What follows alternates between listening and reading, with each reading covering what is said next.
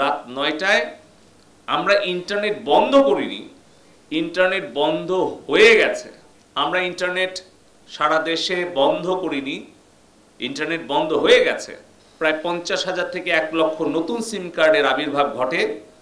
এগুলোর তথ্য উপাত্ত এবং সূত্র বিশ্লেষণ করে দেখা যাচ্ছে সেই সকল এলাকার কিন্তু অনেক বিএনপি, ছাত্রদল, জামাত এবং শিবিরের চিহ্নিত তালিকাভুক্ত সন্ত্রাসীরা এই কয়েকদিন ঢাকামুখী ছিল এবং সেই সকল এলাকায় তারা অবস্থান গ্রহণ করেছে।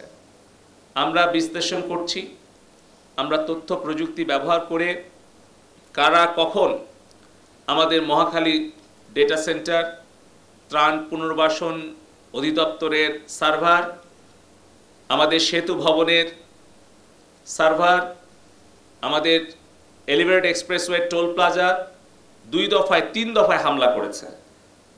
বাংলাদেশ টেলিভিশনের আমাদের সদর দফতর, সেখানে তারা হামলা করেছে, পুড়িয়েছে, সাধারণ কর্মীদেরকে আক্রমণ করেছে, লুটপাট করেছে।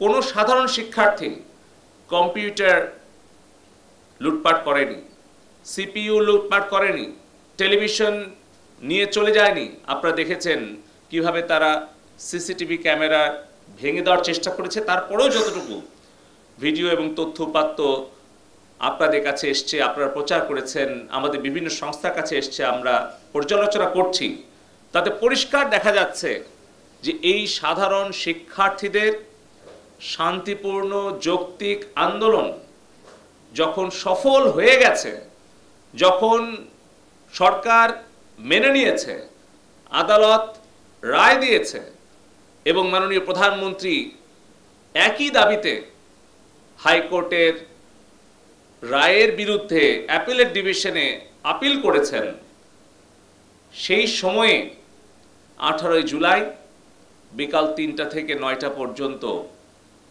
এই হামলাগুলো করা হয়েছে। ঢালাইয়ে দৃঢ়তা, নির্মাণে নিশ্চয়তা, প্রিমিয়ার সিমেন্ট, ঢালাইয়ের রাজা। এবং আমরা খেয়াল করলাম যে বিটিভিতে গিয়ে সন্ত্রাসীরা কিন্তু নিয়ন্ত্রণ কক্ষ তারা খুঁজেছে, যে তারা হয়তো চিন্তা করেছিল যে সেখান থেকে হয়তো কোনো ঘোষণা বা কোনো কিছু করতে চায়।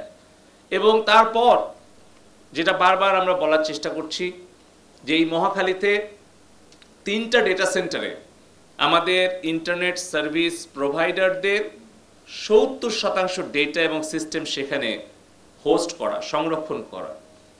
আমাদের 34টা ইন্টারন্যাশনাল ইন্টারনেট গেটওয়ের প্রায় 18টি আইআইজির সিস্টেম এবং ডেটা সেখানে ওই 3টা ডেটা সেন্টারে হোস্ট করা। ত্রাণ পুনর্বাসন অধিদপ্তরের নিচতলায় পুরোটা পুড়িয়ে দিয়েছে। তার পার্শ্ববর্তী আরেকটা ডেটা সেন্টার সেটি আংশিক পুড়িয়ে দিয়েছে এবং 3টা ডেটা সেন্টারের যে ইন্টারনেট যে কানেকশন, সেই ফাইবার অপটিক্যাল কেবলগুলো রিডান্ডেন্সি সহ পুড়িয়ে দিয়েছে। আপনারা নিজেরা গিয়ে দেখেছেন, আপনারা সেগুলো ভিডিও প্রচারও করেছেন, যার ফলে আইএসপি 70% সার্ভার সেখানে কিন্তু ডাউন হয়ে গেছে। আমরা বিকাল 3টা থেকে ধাপে ধাপে এই পরিবেশ পরিস্থিতির কারণে রাত 9টায় আমরা ইন্টারনেট বন্ধ করিনি, ইন্টারনেট বন্ধ হয়ে গেছে। এখন আন্তর্জাতিক পর্যায়ে অনেক জায়গায় বিএনপি, জামাত তারা অপপ্রচার করছে। প্রথমত এই ঘটনার কারণে যে ইন্টারনেট যে বন্ধ হয়ে গিয়েছিল, তারা বলছে যে সরকার ইন্টারনেট বন্ধ করে দিয়েছে। আমরা ইন্টারনেট সারা দেশে বন্ধ করিনি, ইন্টারনেট বন্ধ হয়ে গেছে।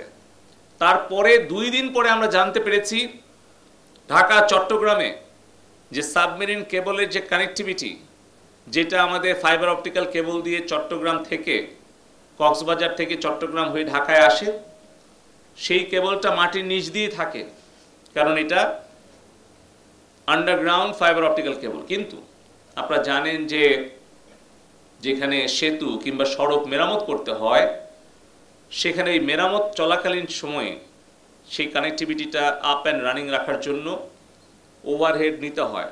কয়েকশো মিটার ওভারহেড ছিল কাঁচপুরের জায়গার কাছাকাছি। সেখানেও সন্ত্রাসীরা সেই কয়েকশো মিটার যেটা উপরে ছিল সেটাও পুড়িয়ে দিয়ে, এবং তারপরে সেনাবাহিনীর তত্ত্বাবধানে সেটা আমরা মেরামত কাজ শেষ করি এবং আমরা 23 তারিখে যখনই আমরা কারিগরিগতভাবে প্রযুক্তিগতভাবে আমরা এই সবগুলো সমাধান করতে পারি, সাথে সাথে আমরা ইন্টারনেটটা ব্রডব্যান্ড কানেক্টিভিটি আমরা উন্মুক্ত করে দিই।